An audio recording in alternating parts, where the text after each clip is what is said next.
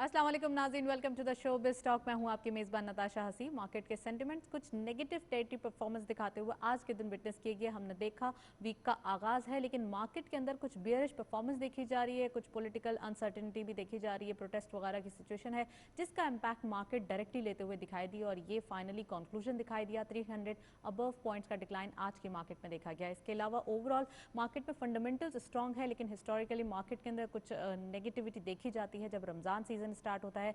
आज भी मार्केट के अंदर वही चीजें देखी गई। फर्स्ट सेगमेंट की तरफ चलते हैं।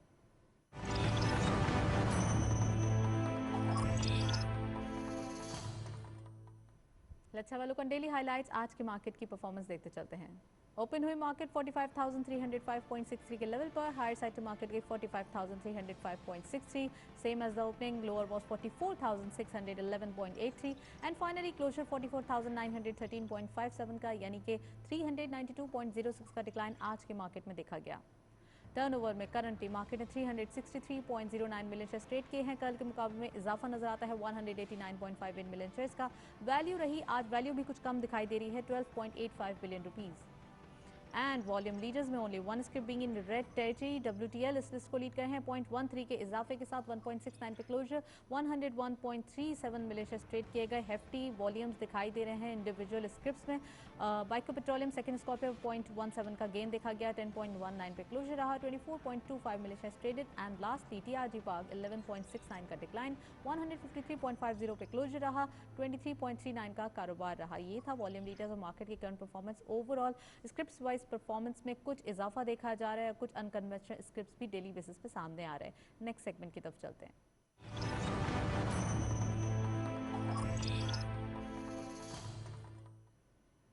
टॉपिक ऑफ द डे में आज स्पेसिफिकली हम डिस्कस करने वाले हैं कराची के इश्यूज, इंफ्रास्ट्रक्चर के हवाले से, डेवलपमेंट के हवाले से। इन तमाम चीज़ों पर बात करने के लिए स्टूडियो में हमारे साथ गेस्ट मौजूद हैं। विदाउट वेस्टिंग टाइम उनको वेलकम करेंगे। हमारे साथ मौजूद हैं अब्बास अकबर अली साहब, आप चेयरमैन हैं अमरीदी स्टील के। अस्सलाम वालेकुम sir, welcome to the show. Thank you sir, सबसे पहले ये बताइए कि बातें होती हैं कराची के इश्यूज़ की या इकोनॉमिक इश्यूज़ की भी, लेकिन देखा यह जाता है कि वेटेज जिस चीज़ में हो रहा हो वो चीज़ें सामने नहीं आती, बल्कि दूसरी चीज़ों पे जो है वो ज़्यादा जोर दिया जाता है। अगर आजकल की बात करें तो इकोनॉमी को कैसे देख रहे हैं आप? देखिए, इकोनॉमी रिकवरी पे है and I think turn around क्या नाम है हो चुका है। मज़ीद गुंजाइश है इकोनॉमी को एब्सोल्युटली स्ट्रॉन्ग लेवल पे फुटिंग पे करने के लिए, राइट। जिसके लिए दो चीज़ की बहुत ज़रूरत है। हुकूमत की निगाह में उसके ऊपर लाऊंगा कि सेव $1 इंपोर्ट सब्सटीट्यूशन। वो चीज़ों में हमें अपना very very expensive and important ज़र मुबादला हमें खर्चा नहीं करना चाहिए, जिसके बगैर हमारी इकोनॉमी चल सकती है। कुछ चीज़ें मैं आपको बता दूंगा कि fruits and vegetables, butter, all these non essential items पे हम लोग बहुत पैसा फॉरेन एक्सचेंज खर्चा कर रहा है। बाय यूजिंग वेरियस मेजर्स ये इसको रिड्यूस करना चाहिए टू ऑलमोस्ट ज़ीरो। जब तक ये हो जाएगा तब तक local investors will start manufacturing large scale dairy products, large scale products for export, large scale क्या नाम है इंडस्ट्रियल डेवलपमेंट होगा। बिकॉज इंपोर्ट सब्सटीट्यूशन के लिए हमें क्या नाम है दरवाजे बंद करने पड़ेंगे, क्योंकि हमारी बेरोज़गारी बहुत ज़्यादा बढ़ती चली जा रही है हर सर, साल। डिमांड का इसमें कोई हाथ नहीं है? आप समझते हैं जब डिमांड होती है जब भी वो इंपोर्ट आइटम करने पड़ते हैं, ना चाहते हुए भी रेगुलेटरी ड्यूटीज़ लगा दी जाती हैं। देखिए, डिमांड जो है ना, मैं जो नॉन एसेंशियल आइटम्स की बात कर रहा हूँ वो नॉन एसेंशियल आइटम्स हैं जिसकी इलास्टिसिटी इज़ ऑलमोस्ट ज़ीरो। मैं छोटी सी एक एग्जांपल दे दूंगा आपके लिए। लुरपैक बटर, मैं कुछ साल पहले मैं देखा था कि एक जो कार्टन है छोटा सा टब, दैट वाज 120 रुपीज़। आज क्या नाम है 620 रुपये है। बिल्कुल। अगर 1000 रुपये भी हो जाएगा तब भी खरीदेंगे, बिकॉज खरीदने वाले जो लोग हैं उसके लिए कोई फ़र्क नहीं पड़ता है, चाहे वो 200 रुपये का खरीदें या 1000 या 1200 रुपये का खरीदें। सो लिहाजा हमें कुछ चीज़ें ऐसी रोकनी पड़ेगी जो नॉन एसेंशियल है और नॉन इलास्टिक डिमांड है। जो भी प्राइस होगी वो खर्चा करेंगे। एप्पल है, आप देखिए ऑस्ट्रिया से, साउथ अफ्रीका से, अमेरिका से एप्पल्स आ रहे हैं। क्या हमारे पास एप्पल्स की पैदावार नहीं है? और कितने ज़्यादा, और कितनी ज़्यादा पैदावार है कि हम फेंक रहे हैं, हम लोग फेंक रहे हैं। हम उसको क्या नाम है जो है चारा में बफलोस को और काउस को बहुत ज़्यादा वैरायटी हमारे पास मौजूद है। 40% हमारा जो फसल है वो it is all goes wasted.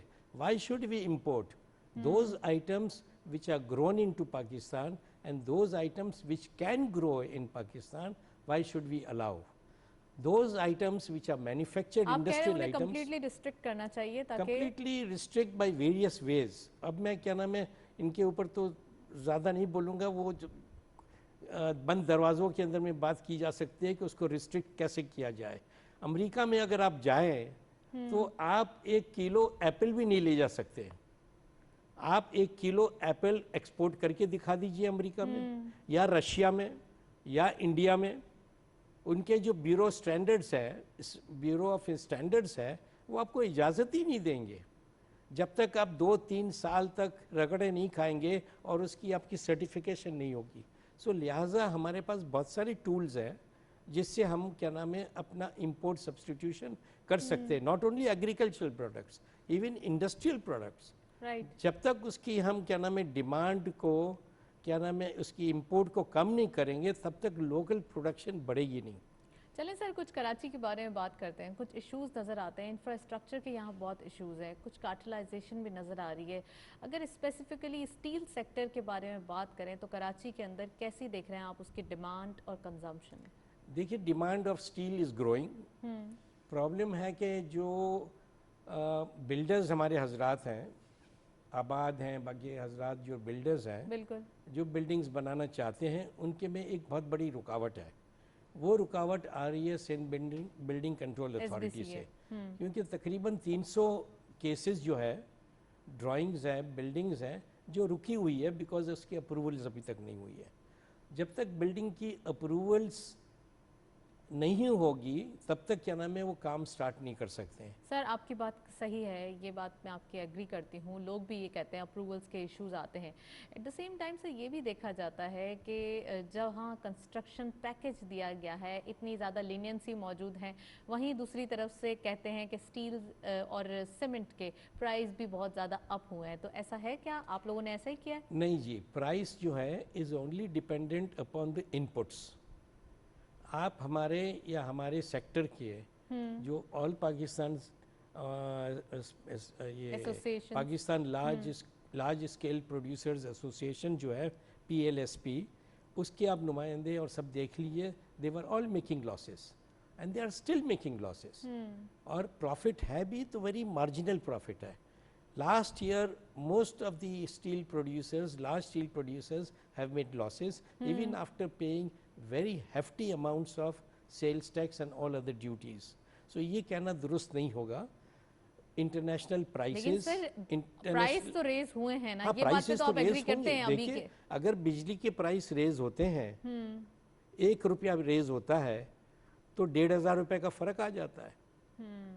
अगर आप 5 रुपए जैसे कि अभी होने जा रहा है कि 5 रुपए, ये भी कहा जा रहा है कि इतनी ज़्यादा मार्केट के अंदर स्टील प्राइसेस अप हो चुकी हैं कि एक घर बनना या एक घर की जो कॉस्ट थी वो काफ़ी बढ़ गई है, क्योंकि उसमें सबसे ज़्यादा मेन स्टील ही लगता है किसी भी घर के अंदर। उसका एक ही क्या नाम है सोल्यूशन है कि हुकूमत अपने ड्यूटीज़ और टैक्सेस ज़ीरो पे ले आए। ड्यूटीज़ और टैक्सेस जो है आज हमारे खाम रॉ मटेरियल पे, स्टील मेल्टेबल स्क्रैप पे, कैन यू बिलीव इट कि उसके ऊपर रेगुलेटरी ड्यूटी भी है, कस्टम्स ड्यूटी भी है, एडिशनल कस्टम्स ड्यूटी भी है, वो इंपोर्ट करना बहुत ज़्यादा, और वो इंपोर्ट किए बगैर 1 टन लोहा नहीं बन सकता है। तो हम कह रहे हैं हुकूमत को कि भाई अगर आप ये कर ले तो प्राइसेस कम हो जाएगी, because it is a pass through item. Right, कोई जेब से तो नहीं देगा। ग्रॉस प्रॉफिट मार्जिन जो हमें 17-18% होना चाहिए, आज लेस देन 10% है, और less than 10% means net profit जो है 2 to 3%। और 2 to 3% इसके बजाय तो बेच बाज के हम क्या नाम है $8.75 बॉन्ड में डाल दें या क्या नाम है पाकिस्तान इन्वेस्टमेंट बॉन्ड के अंदर में डाल दें तो हमें सर्टिफिकेट्स पैसा ज़्यादा मिलेगा। सर अगर यही बात हम बिल्डर हजरात से करते हैं तो उनका भी ये कहना होता है कि इंडस्ट्रीज लगाना तो बहुत मुश्किल हो बहुत गई मुश्किल और है। अगर हम बात करें घर बनाने की या प्रोजेक्ट्स बनाने की तो हम बेच देते हैं किसी और कॉस्ट पे, लेकिन जब बनाने के लिए आते हैं तो यहाँ पर चीज़ों की कॉस्ट जो है बढ़ जाती है, खासकर स्टील और सीमेंट जो कि मेन बेसिक मटेरियल है। देखिए बिल्कुल बढ़ जाएगी, इसलिए कि वो उनके हाथ में भी नहीं है मटेरियल की प्राइसेस, राइट। हमारे हाथ में भी नहीं है। It is in the hands of the government, it is in the hands. देखिए 1 टन के ऊपर में आज 1,25,000 या 30,000 रुपए का दाम पे आज क्या नाम है जो है 28,000 रुपए से 30,000 रुपए तो सिर्फ टैक्सेस है पर टन। तो अगर हुकूमत को जो हम सजेशन दे रहे हैं कि कुछ ड्यूटीज़ वो रिड्यूस कर दें या ज़ीरो कर दें तो प्राइसेस कुछ कम होगी, मगर फिर रेवेन्यूज़ का चक्कर आता है। डिफरेंट सेक्टर्स की पॉलिसीज आ रही हैं वहाँ स्टील सेक्टर के बारे में भी सोचा जाए, आपका ये कहना है? जी मैं क्या तो कह रहा हूँ कि हमने वो पेश भी किया हुआ है पूरे हुकूमत को कि हमारे लिए एक स्टील पॉलिसी 15 साल की स्टील पॉलिसी निकाली जाए और 15 साल की steel policy according to WTO requirements हमें स्पेस दी जाए, because this is a very nascent industry. Right. इसमें जब तक क्या नाम है क्वालिटी स्टील प्रोड्यूसर्स को तरजीह नहीं दी जाएगी हुकूमत से की तरफ से तो हमारे यहाँ सब स्टैंडर्ड स्टील जो है आज भी 55 से 60% सब स्टैंडर्ड स्टील बार्स और स्टील प्रोडक्शन हो रहा है। राइट। स्टील की बात हो रही है तो हम ये रिपोर्ट देखते हैं स्टील सेक्टर पे, फिर वापस आते हैं। किसी भी मुल्क में सनअती इनकलाब की बुनियाद स्टील मिल्स होती हैं। मुल्क में स्टील के तैयार होने से नए कारखानों का जाल बिछाया जाता है। मुल्क में तैयार होने वाला स्टील दीगर ममालिक से दरामद करदा स्टील से सस्ता और पायदार होने के बायस मुल्क की सनअती ढांचे को मुस्तहकम करने और आज़ाद मईशत को परवान चढ़ाने में मददगार होता है। यही वजह है कि किसी भी मुल्क में मईशत से मुंसलिक ब्यूरोक्रेसी और ताजर बड़ी स्टील मिल्स के क़याम के हमेशा से हामी रहे हैं।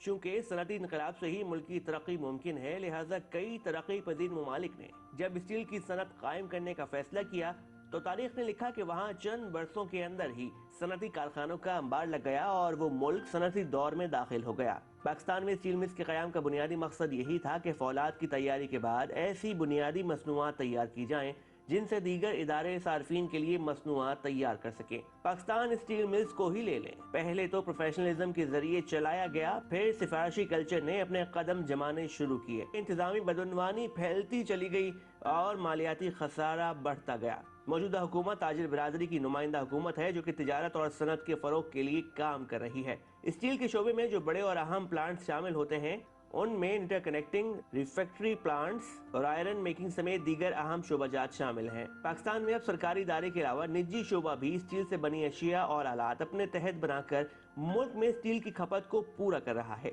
गुज़िश्ता चंद वर्षों में सनत ने बड़ी तेजी से फरोग पाया है और अब ये तकरीबन 1 करोड़ सालाना की सनत बन चुकी है। जहाँ स्टील सेक्टर की बात हो रही हो वहाँ स्टील मिल की बात करना भी ज़रूरी है। प्राइवेटाइज करने का मसला कब से पेंडिंग है, लेकिन इतना ज़्यादा पॉलिटिसाइज हो जाता है कि इसके ऊपर बातचीत भी नहीं की जाती। तो अब्बास साहब से यही मसला हम पूछते हैं, आखिर ये मसला है क्या और ये कब तक सॉल्व होगा? सर बताइए, ये मसला कब सॉल्व होगा? हम कब से सुनते आ रहे हैं, बचपन से सुनते आ रहे हैं कि ये जो है वो प्राइवेटाइज होने वाला है, इस इदारे के प्राइवेटाइज होने से बहुत से फ़वाइद होंगे जो कि सामने उसके रिपरकशंस भी आते हैं, लेकिन पॉलिटिसाइज भी हो जाता है ये मामला एट द सेम टाइम। तो ये भी बताइए प्लीज़। देखिए पाकिस्तान स्टील जो कायम की गई थी वो सही कायम की गई थी, मगर उसमें कुछ भी इन्वेस्टमेंट पिछले 30 साल 35 साल में हुआ नहीं है। पाकिस्तान स्टील की जो टेक्नोलॉजी है वो 1950 की है, 1950s की। आज की जदीद टेक्नोलॉजी के अंदर में जगह भी कम चाहिए और एनर्जी एफिशिएंट भी होती है। तो हुकूमत को ये देखना पड़ेगा कि जिसको भी क्या नाम है ये प्राइवेट एंटरप्राइज को दें या इनको चलाने के लिए दें या सेल आउट करें, तो वो ज़रूरी क्या नाम है, एक चाइनीज़ कंपनी ने इन्हें प्रपोजल दिया हुआ है प्राइवेटाइजेशन कमीशन को कि इसको बहाल करने के लिए पहले मरहले में 333 मिलियन चाहिए डॉलर, सेकंड मरहले के अंदर में 30 तो 35 तो आप ये चाहिए। आइडिया प्राइवेटाइज करने का दे रहे हैं या बहाल करने का दे रहे देखिए हैं? बहाल करके फिर उसको देखिए हुकूमत का काम नहीं है बिजनेस चलाना। Government has no business to run a business, period, end of sentence, and I am very firm about it. हुकूमत को सिर्फ फैसिलिटेटरी बनना चाहिए, उनको फैसिलिटेशन, उनको ईज़ ऑफ डूइंग बिजनेस करना चाहिए। तो सर आपने कोई सजेशंस दिए हैं गवर्नमेंट को? आपकी कोई मीटिंग्स हुई हैं जिसमें आपने ये प्रपोजल्स या फिर ये अपने आइडियाज शेयर किए हों? देखिए हमें किसी ने या मुझे पर्सनली या हमारे एसोसिएशन को किसी ने पूछा नहीं है कि स्टील मिल के बारे में क्या करना चाहिए। जब पूछेंगे तो बता देंगे, अभी बारी नहीं आई है। प्लेटफॉर्म हम आपसे पूछ रहे हैं तो प्लीज बताइए, सॉल्यूशंस तो होने चाहिए। देखिए सॉल्यूशंस बहुत है। नीयत साफ होनी चाहिए, दिमाग खुला होना चाहिए और दिल बड़ा होना चाहिए। एक तरफ विफाक कह रही है कि हम बहाल करेंगे, एक तरफ सिंध हुकूमत कह रही है कि आप हमें दे दीजिए, हम उसको चला लेंगे। तो ये टसल जब तक ख़त्म नहीं होगी और सब पॉलिटिकल पार्टीज़ बैठकर इसके ऊपर फैसला नहीं करेंगे जॉइंटली, तब तक ये मसला हल होने वाला नहीं है। एक जॉइंट कमीशन होना जॉइंट चाहिए, commission which is equal, which is representative of all the political parties. और मैं यहाँ कहूँगा हुकूमत को कि जी चार्टर ऑफ इकोनॉमी के ऊपर में देखिए पॉलिटिक्स अपनी जगह होना चाहिए, इकोनॉमी और पाकिस्तान को इकोनॉमिक चार्टर के हिसाब से 20 साल का चार्टर, 25 साल का चार्टर होना चाहिए। एग्जैक्टली 2-3 साल का नहीं होना चाहिए। कोई भी हुकूमत आती है दूसरा कहता है जी ये सब कैंसिल हो गया, खत्म हो गया। दूसरी गवर्नमेंट भी उन्होंने इतना लिया तो हम इतना नहीं करेंगे। एग्जैक्टली पॉलिसीज होनी चाहिए और वो भी 15 से 20 साल की। नंबर 2 पॉइंट जो है, जो भी अखराजात होते हैं PSDP पे या क्या नाम है नेशनल फाइनेंस कमीशन के तहत प्रोविंसेस पे, उसका हिसाब किताब होना चाहिए। उसका हिसाब किताब नेट के ऊपर में आना चाहिए और इसकी जो एक्सटर्नल ऑडिटिंग है वो स्टेट बैंक के 10 टॉप या 50 टॉप ऑडिटर्स को ऑडिट करना चाहिए before the amount is release to the contractor और टू द प्रोजेक्ट। हमारे यहाँ क्या नाम है जो है प्रोजेक्ट्स बहुत PC1 बनते हैं, बहुत सारे लगते भी हैं प्रोजेक्ट, मगर हुकूमत को या जो टैक्स पेयर है उनको तो सामने नज़र आना चाहिए कि भाई हमारे टैक्स के पेयर के पैसे इस प्रोजेक्ट में इतने लगे हुए हैं, ये कॉन्ट्रैक्टर है, इसका इतना काम हो गया है, कंप्लीशन हो गया है। एक्सटर्नल वेरीफायर, ये काम टैक्स पेयर को भी देखना चाहिए। एक्सटर्नल वेरीफायर होना चाहिए और टैक्स पेयर का भी नुमाइंदर होना चाहिए वो कमीशन के अंदर में, बाद में उसको पेमेंट होनी चाहिए। तो ये बहुत सिलसिला, बिकॉज देखिए टैक्स पेयर यही समझता है कि जी मैं टैक्स दूंगा तो मुझे मालूम नहीं है कि हमारे टैक्स कहाँ इस्तेमाल हो रहे हैं। अब मैं छोटी सी एक मिसाल दूंगा कराची के प्रॉब्लम्स के हवाले से। एग्जैक्टली सर, मेरा क्वेश्चन भी यही है कि कराची के इश्यूज क्या हैं और बिजनेस कम्युनिटी को क्या मसाइल हैं अभी, अगर हम बात करें तो। नताशा बीबी, मैं आपको पूछूंगा एक ही सवाल, कराची के मसाइल कौन से नहीं हैं ये बता दें। नहीं सर, आप बताने के लिए बैठे, मैं बताने के लिए बैठा हूँ तो ये कहूँगा कि पहला, first and foremost is water. पानी ज़िंदगी है। अगर मैं आज अपने घर पे बैठ के एक फ़ोन लगाता हूँ और मुझे 50 टैंकर चाहिए, मुझे क्या नाम है 50 टैंकर 2-4 घंटे में या नेक्स्ट डे तक मेरी घर के बाहर लाइन लगी हुई होगी। एग्जैक्टली मगर पाइप के अंदर में पानी नहीं आएगा। इसका मतलब है कि रीजन ये है कि हम जल्दी कन्विंस हो जाते हैं, हम जल्दी एडजस्ट कर देते हैं। नहीं, पानी है मगर पानी का डिस्ट्रीब्यूशन जो है कोई जगह क्लॉग हुआ है, कोई जगह बंद किया हुआ है या कोई जगह सही नहीं है निज़ाम। I remember many cities, Pakistan is one of the mega cities of the world, 10 mega cities जो है वर्ल्ड की, Pakistan is one of them. पानी का एक निज़ाम हम सही नहीं कर सके हैं। एक शहर मैंने देखा है, जिसके अंदर में किसी को भी अंडरग्राउंड टैंक बनाने की ज़रूरत नहीं है। पानी के उसके टाइम पे प्रेशर इतना होता है कि ऊपर में टंकी के ऊपर में ऑटोमेटिकली पानी पहुंच जाता है, इतना प्रेशर होता है। तो what I am saying is कि planning is very important, execution is very important. अब मैं आए दिन हम सुनते हैं कि फलाना स्विच का पाइप फट गया, पानी का पाइप फट गया। सीवेज के बहुत इश्यूज हैं। I tell you why, I tell you, ये नाज़रीन को मैं बताना चाहूँगा, सर कराची बिकॉज के ऑफ अंदर substandard products that are being used. आप देखिए जब क्या नाम है लॉरेंस रोड पे छोटे छोटे 4-4, 5-5 फुट के काट के उसको गोल करके वेल्डिंग करके फिर 4-4, 5-5, 6-6 फुट के पीस होंगे तो क्या जाहिर है होगा? प्रेशर के अंदर में तो वो फटेगा। Usually you should use international quality pipes which are 6 metres या 20 फुट लंबे। It should be produced under quality assured facility, or it should be either ductile iron pipes or polyethylene pipes or steel pipes. मगर ये जो किस तरीके से क्या नाम है पाइप लेइंग हो रही है या कोई जगह जब फट जाता है और हम देखते हैं बार बार वहीं पर फटता है पाइप, वहीं पर क्या नाम है और वही अच्छा जोड़ लगते पानी, हैं, वही प्रॉब्लम्स होती हैं। पीने वाला पानी मेरे घर के पास मेरा ड्राइवर बताता है कि साहब देखिए ये साफ पानी क्या नाम है नीचे से उबल रहा है बिकॉज पाइप लीक हो रहा है। So that is why quality is very important. That is why I am saying there should be an audit, exactly online audit होनी चाहिए for any project that is being undertaking. Sir, ये तो हुई problems की बात। Industrialisation के बारे में बताएं, कहाँ देख रहे हैं अभी इंडस्ट्रीज़ को, और ख़ासकर अगर इकोनॉमिक रिवाइवल देखा जाए इस ईयर के अंदर, फिस्कल ईयर स्टार्ट हुआ बहुत पॉजिटिव नोट पे और कुछ ऐसे अनपॉपुलर डिसीजन लिए जैसे कि अगर स्टेट बैंक के एक्ट की बात की जाए या डिफरेंट पॉलिसीज़ लाई जाए, तो कुछ ग्रास रूट लेवल्स पे काम हो रहा है और चेंज करने की बातें हो रही हैं। तो क्या आप देख रहे हैं, कैसे समझते हैं जो चीज़ें आ रही हैं वो ऑन दी पॉइंट है या टू दी पॉइंट है? देखिए नताशा बीबी, एक इंडस्ट्रियलिस्ट लाइक मी अगर मैं इंडस्ट्री लगाना चाहता हूँ तो उसे क्या चाहिए? ज़मीन चाहिए, बिजली चाहिए, पानी चाहिए और गैस चाहिए। बिल्कुल, बेसिक बेसिक नेसेसिटीज़, ये 4 चीज़। हम ज़मीन लेने जाते हैं तो करोड़ों रुपए एकड़ की है। अपफ्रंट कॉस्ट जो है, बिजली लेने जाते हैं तो बोलते हैं कि जी पीछे से बिजली लानी पड़ेगी, वो आपको कॉस्ट देनी पड़ेगी, 4 बिलियन रुपीस जमा करा दीजिए। नंबर 3 गैस, बोलते हैं कि जी आपके यहाँ गैस लाने के लिए 60 या 70 करोड़ या 80 करोड़ खर्चा होने वाला है, आप जमा करा दीजिए। ओके। पानी, Karachi water and sewerage board के पास जाएंगे तो बोलेंगे कि जी आपको 4 इंच की लाइन चाहिए, 6 इंच की चाहिए, तो हमारा ये शेड्यूल है, उसके अंदर में करोड़ों रुपए आप जमा कर दीजिए। इंडस्ट्री लग नहीं सकती है with all this high upfront cost.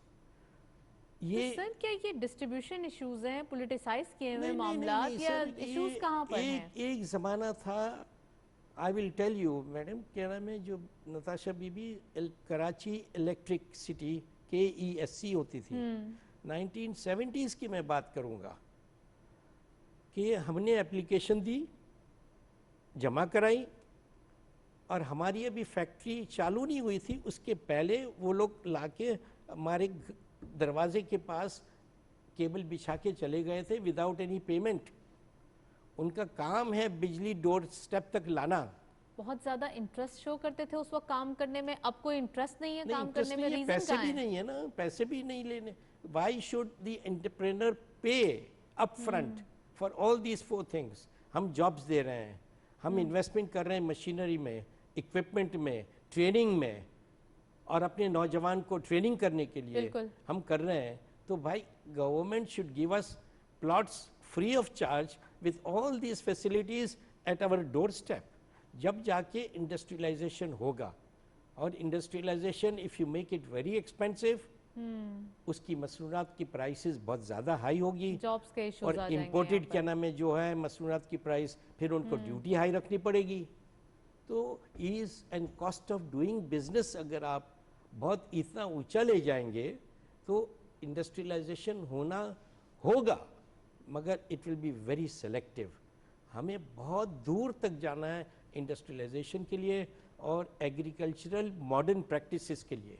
Karachi का सबसे बड़ा प्रॉब्लम मॉडर्न एग्रीकल्चर, और सिंध का मैं कह रहा हूँ, सिंध मेरा प्यारा सूबा जो सिंध है, वो क्या नाम है दलदल के अंदर में फंसते जा रहा है, गरीब गुर्बत बढ़ती जा रही है, जॉबलेसनेस बढ़ती जा रही है, जॉब्स नहीं है, कोई दिन खाली नहीं होता है। नताशा बीबी कि जो कि मेरे को 3-4 फ़ोन्स नहीं आते हो कि भाई मेरे बच्चे को रख लेना, मेरे बंदे को रख लेना, मेरे Right. को। तो you know this is very very bad. It is the government's job to create jobs. Give us the facilities, will create jobs. आज अल्लाह के फजल से अमरेली स्टील के पास 1300 लोग हैं। आपको 5000 की नौकरी चाहिए, आप मुझे आइए बैठिए मेरे साथ, सहूलत दीजिए, मैं क्या नाम है 3 साल में 5000 नौकरियाँ दे दूंगा। सही। 5000 के बजाय 50,000 लोग उस पर पलेंगे। तो सर ये तो आपने बेसिक इश्यूज बताए हैं जो एक न्यू इंडस्ट्री लगाने के लिए चाहिए, लेकिन जो ऑलरेडी इंडस्ट्रीज लग चुकी हैं उनके क्या मसाइल हैं? आप जैसे आप बोल रहे हैं उसके कि मसाइल, सबसे ज़्यादा जो मसाइल है बीबी, roads, infrastructure, roads and roads, और नंबर अगर 1, भूले से बारिश हो जाए एंड तो कम्युनिकेशंस एंड पावर। पावर के हाल देखिए, आपके जितने भी क्या नाम है थंबे लगे हुए हैं, सड़ गए हैं, गल गए हैं, ख़त्म हो गए हैं, और बारिश एक आती है तो पूरा शहर डूब जाता है, बंद हो जाता है। तो ये सब प्लानिंग, लॉन्ग टर्म प्लानिंग है। ये सब इश्यूज़ हैं कराची के, जिसके साथ हम पले हुए हैं, बड़े हुए हैं। और ये मैं चाहता हूँ कि मेरी ज़िंदगी में कम से कम सिंध क्या नाम है जो है ऐसी तरक्की करे, ऐसे प्रोग्राम्स लाएं। और ये मैं अपने आपके हवाले से मैं कहूँगा सिंध गवर्नमेंट को, आइए हमारे साथ बैठिए, कफन के कपड़े में जेब न सिए। हमें यहाँ कुछ करने के लिए अल्लाह मियाँ ने भेजा है कि हम उसके गरीब अशरफुल मखलूक के साथ क्या बर्ताव कर सकते हैं। राइट। और इसी सिलसिले में मैं आपको अभी ले जाऊंगा अपनी तरफ कि हुनर फाउंडेशन की तरफ, जो कि हुनर फाउंडेशन एक इदारा है जिसका मैं वन ऑफ द फाउंडर्स हूँ। अभी मैं बोर्ड की मीटिंग ख़त्म करके यहाँ आया हूँ। अच्छा। 10 मिनट पहले ख़त्म हुई है। हुनर फाउंडेशन एक ऐसा इदारा है जो नौजवान मैट्रिकुलेट्स को लेकर, और हम उनको फ्री ऑफ चार्ज, हम क्या नाम है उनको तरबियत दे रहे हैं, वर्ल्ड क्लास ट्रेनिंग दे रहे हैं, वेल्डिंग में, एयर कंडीशनिंग, मैकेनिक में, ताकि एक बच्चे का अगर ट्रेनिंग हो जाए तो हम उसको क्या नाम है जो है वो घर से आउट हो जाता है।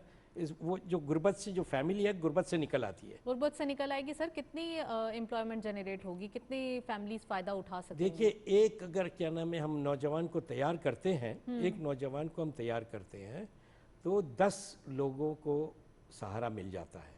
एक फैमिली में डायरेक्टली और इनडायरेक्टली 10 लोगों का फ़ायदा होता है।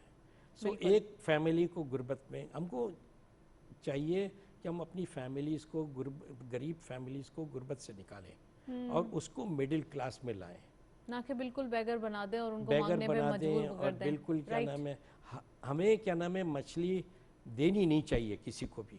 वो दूसरे दिन आएगा मेरी मछली किधर है। मछली पकड़ना सिखाओ, वही हुनर फाउंडेशन कर रही है। और मैं आपके तवज्जुह से ज़रूर क्या नाम है ये अपील करूँगा अवाम के लिए कि हुनर फाउंडेशन को अपनी ज़कात और अपना क्या नाम है जो है डोनेशन जल्द से जल्द उनको भेजें, ताकि हम क्या नाम है जो है नौजवानों की ट्रेनिंग के लिए नए इंस्टीट्यूट्स भी खोल सकें और जो ऑलरेडी है उनकी हम कर सकें, उनकी मदद हो जाए। मदद हो सर जाए। इंडस्ट्रीज की बात हो रही थी, तो जो करंट इंडस्ट्रीज मौजूद हैं उनके इश्यूज आप बता रहे थे, तो प्लीज़ वो भी बताइए कि आपने कहा कि हम बैठे हैं एम्प्लॉयमेंट जनरेट करने के लिए, और जिस तरीके से अगर सब्सिडाइज करने की बात की जाए या बेसिक नेसेसिटीज़ दी जाएँ तो फिर एम्प्लॉयमेंट जनरेट करना ईजी हो जाएगा। ये नीड ऑफ द आवर है, पाकिस्तान को ज़रूरत है अभी। तो क्या मसाइल हैं सर जिसका इम्पैक्ट आप समझते हैं कि ज़्यादा आ रहा है, उनको हल किया जाए तो बहुत चीज़ें बेहतर हो जाएंगी? देखिए, एग्जिस्टिंग जो इंडस्ट्रीज़ है उसका मसला ज़्यादातर क्या नाम है टैक्सेशन के हवाले से है और anomalies in the policies of the government. जैसे हमने कहा है कि स्टील की पॉलिसी में, स्टील इंडस्ट्री से ताल्लुक़ रखता हूँ, तो मैं उसके ऊपर बोलूँगा कि बिल्कुल आपके पास 20 साल की पॉलिसी होनी चाहिए, 25 साल की पॉलिसी होनी चाहिए। सबको इकट्ठा बैठकर एक पॉलिसी बनानी चाहिए, ताकि आज madam we are producing only 7 million tons. Per capita consumption is only 40 kilograms per sir आप person. समझते हैं जितनी इंडस्ट्रीज मौजूद हैं स्टील सेक्टर के हवाले से वो काफ़ी हैं, उनसे जो आपकी डिमांड है वो फुलफिल हो रही है? नहीं हो रही है. 7 million tons to 8 million tons है. 2035 to 2040 में 40 मिलियन टन्स हमें लोहा चाहिए होगा. उसकी क्या मनसूबाबंदी हो रही है, उसकी क्या प्लान्स बन रहे हैं, उसकी कोई क्या पॉलिसी बन रही है? तो सर हमारे पास कोई ऐसी बेसिक माइंस मौजूद नहीं है, हमें इंपोर्ट ही करना है, यही सोल्यूशन है हमारे पास? नहीं, बिल्कुल इंपोर्ट नहीं करना है. इंपोर्ट करेंगे तो आपका रुपया जो है 150 पे है वो 500 पे चला जाएगा. हमें इंपोर्ट नहीं करना है, इंपोर्ट सब्सटीट्यूट करना है. We have to produce almost everything ourselves. We have to produce import substitution. जो बाहर से आ रही है, हुकूमत कह रही है अच्छा आपका टैक्स रिड्यूस करेंगे तो फिनिश प्रोडक्ट पे भी हम सर वो रिड्यूस टैक्स करेंगे. रिड्यूस करेंगे तो आप प्राइस कम कर देंगे, क्योंकि प्राइस ये कम भी कर कहा देंगे. जाता है यहाँ पर माफिया मौजूद है और प्राइस बढ़ा रहे नहीं, हैं. मैं- यहाँ पर बिल्डर हजरात काफी हमारी इससे परेशान हैं. इंडस्ट्री, स्टील इंडस्ट्री का जहाँ पे मैं हूँ, it is fully documented. Amreli steel is fully documented. It is a pass through item. कल कर दें तो परसों क्या नाम है. चलें सर, सिर्फ आपकी इंडस्ट्री जाएगा. फुली डॉक्यूमेंटेड है ना, और जो इंडस्ट्रियलिस्ट दिखाई दे रहे हैं जो मार्केट के अंदर विदाउट एनी नेम आ जाते हैं, उनके बारे में क्या ख्याल है? उसके बारे में प्रॉपर पॉलिसीज होनी चाहिए, ऑडिटिंग बराबर होनी चाहिए. जो मैं कहता हूँ पाकिस्तान में स्टील इंडस्ट्री के अंदर में हमारे से हमारे क्या नाम है वकार मसूद साहब और बातें सब देख रहे हो, सुन रहे हो. टैक्स बहुत है स्टील इंडस्ट्री में. झाड़ू लगाइए, इकट्ठा कीजिए. ऑलमोस्ट 30 to 40 बिलियन रुपीस आपको additional tax without ensuring any tax relief या इंक्रीज इन टैक्सेशन. आपको ये 25-30 बिलियन रुपीस पड़ा हुआ है रास्ते में. झाड़ू लगाइए, उठाइए. Proper auditing and proper recovery. Tax collector का डेफिनेशन क्या है? टैक्स कलेक्ट करना, दूसरों के जेब में हाथ डाल के टैक्स निकाल के ट्रेजरी में जमा कराने का. जो नहीं दे रहे टैक्स, और जो नहीं दे रहे हैं उसको ना कहें कि जी आप टैक्स क्यों नहीं दे रहे हो. टैक्स नहीं दे रहे हो बिकॉज ऑफ द सिस्टम्स की कोताही है. Use of technology, please use technology. आप देखिएगा आपका Exactly, जो करप्शन उनके भी कम घर हो के bills जाएगा, आ रहे हैं, करप्शन चीजें आ भी रही कम हो हैं. जाएगा, एवेशन भी कम हो जाएगा. And everybody will become documented. आप ये देखिए आजकल कैश इकोनॉमी क्या है. 46 to 48% कैश इकोनॉमी चली गई है.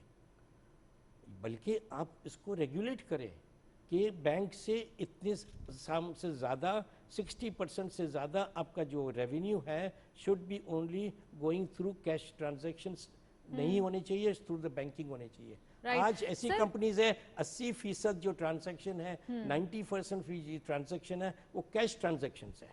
राइट सर, आपने ये डॉक्यूमेंटेड इकोनॉमी के बारे में बात की. आपने ये भी कहा कि जो स्टील सेक्टर के अंदर जिनके नाम है वो टैक्स भी देते हैं, डॉक्यूमेंटेड भी हैं और सारी चीज़ें प्रॉपर फुलफिल करते हैं. लेकिन सर जो लोग विदाउट एनी नेम चल रहे हैं वो काफ़ी ज़्यादा मार्केट में फ्लरिश कर रहे हैं. अगर कोई घर बनाने के लिए ठेकेदार या कोई बिल्डर खड़ा होता है तो उसके पास दो ऑप्शन होते हैं. एक तो वही जो डॉक्यूमेंटेड जो सेक्टर है या इंडस्ट्री है, और एक वो जो विदाउट एनी नेम चल रही है. उनके पास चीज़ें भी ओरिजिनल होती हैं और चीजें भी बिल्कुल जबरदस्त होती है. 10,000-15,000 ये भी रुपए, बताइए ना यहाँ पे क्या इशू है? 10,000-15,000 रुपए कम दाम पे कम दाम बेचने में वाले बेच हैं. देते हैं. तो सर उनका क्या इशू है? उसका उनका क्या इशू सॉल्यूशन यही है? है, मैं कह रहा हूँ नताशा बीबी, उसका इशू यही है कि हुकूमत को they have to use technology. They have to use what we have suggested to them. हमारी मैं अभी आया हूँ पिछले 4 दिन पहले 5 दिन इस्लामाबाद काट के रमज़ान के महीने में मैं जाके आया हूँ. सब लोग से मुलाकात की है. Chairman FBR, minister for revenues, Razak Dawood sahib, secretary production, सबसे मैं मिल के आया हूँ. उनको जब असल में they will have to make up their minds कि हमें करना है. राइट. करके हम दिखा देंगे. We will be able to. और ये जो आप कह रहे हैं कि सब स्टैंडर्ड जो प्रोडक्शन है जब तक बंद नहीं होगी, we are sitting in a seismic zone. एक सीस्मिक जोन पे बैठे हुए हैं. अल्लाह न करे, हम दुआ करते हैं कि कराची के अंदर में और पाकिस्तान में कोई जलजला ना आए. सर रमजान है, अल्लाह ताला रहम करेंगे. विल बी बिल्कुल, नहीं रहम हम तो अल्लाह दुआ मियाँ गो हैं, है, अल्लाह ताला रहम रहम तो करेंगे अल्लाह मियाँ और है, कराची के मगर ऊपर भी हमें खास करम एहतियात करेंगे। करनी है, बिल्कुल हमें एहतियात हमें करनी है सर। स्टैंडर्ड्स को फॉलो करना है। जी सर, बिल्कुल हमको हमें हाई क्वालिटी मटेरियल्स क्या नाम है जो है इसको यूज़ करना है अपनी कंस्ट्रक्शन के अंदर में। एग्जैक्टली ये बिल्कुल नीड ऑफ द आवर है। नेक्स्ट सेगमेंट की तरफ चलते हैं।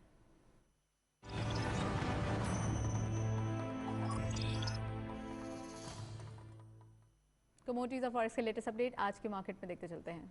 गोल्ड की पर तोला प्राइस 99,671 रुपीस, गोल्ड पर 10 ग्राम 85,542 रुपीस, इंटरनेशनल गोल्ड एट पर 1789.77 डॉलर, ऑयल WTI पर barrel 62.98 dollar, oil Brent crude पर बैरल 66.59 डॉलर। करेंसीज में सबसे पहले यूरो बाइंग रही 181 rupees, selling was 183, UK pound buying रही 210 rupees, selling was 213 rupees, US dollar buying रही 152.50, selling was 153.40, Chinese yuan buying eight 23.50, selling was 23.65, Saudi Riyal buying at 40.30, selling was 40.90, UAE Dirham buying at 41.30, selling was 42 rupees, Kuwaiti Dinar buying rahi 481.50, selling was 484 rupees, and lastly Omani Riyal buying rahi 392.50, selling was 394.50। ये था forex और commodities का latest update. Internationally हम देख रहे हैं oil price को जो पॉज नज़र आ रहे हैं 62 to 66 डॉलर के अराउंड। इट मीन्स कि यहाँ पे गुंजाइश मौजूद है और जैसे ही कंजम्पशन में इजाफा होगा यहाँ पर भी कुछ हम देख सकते हैं, एक पॉजिटिव ग्रोथ आ सकती है। सर वन लाइनर में चाहूँगी अब्बास साहब को कुछ आप बताइए स्टील सेक्टर के बारे में। One liner sir.